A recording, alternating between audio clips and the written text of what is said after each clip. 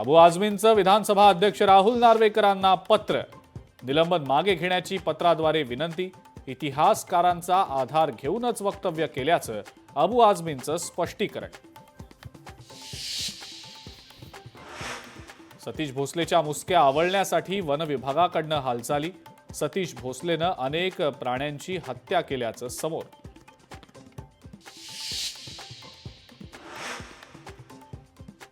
अनिल परवांकडून छत्रपती संभाजी महाराजांबद्दलच्या वक्तव्याचा पुनरुच्चार, तर श्रीकांत भारतीय यांच्या ट्विटचा दाखला देत सत्ताधाऱ्यांवर पलटवार.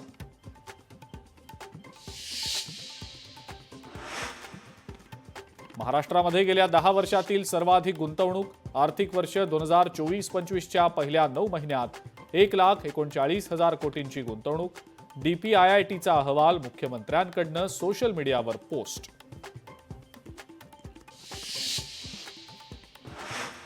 सभागृहातल्या बहिणींना देवेंद्र फडणवीसांकडनं महिला दिनाच्या शुभेच्छा, लाडकी बहीण योजना बंद होणार नाही, मुख्यमंत्र्यांचं महिलांना आश्वासन.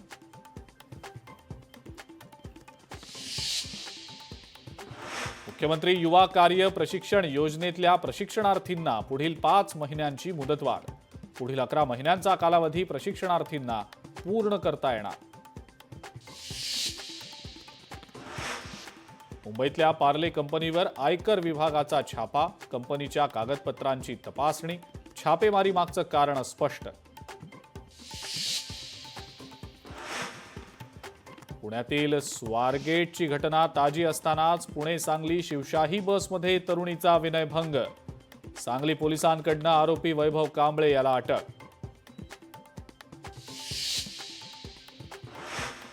आणि दहशतवादी तहव्वूर राणाला अमेरिकेच्या सर्वोच्च न्यायालयाचा दणका, भारतात प्रत्यार्पणाचा स्थगिती अर्ज फेटाळला. प्रत्यार्पणानंतर खटला दिल्लीतल्या पटियाला हाऊस कोर्टात चालण्याची शक्यता. लोकशाही मराठी ऐका, पहा, जागरूक रहा.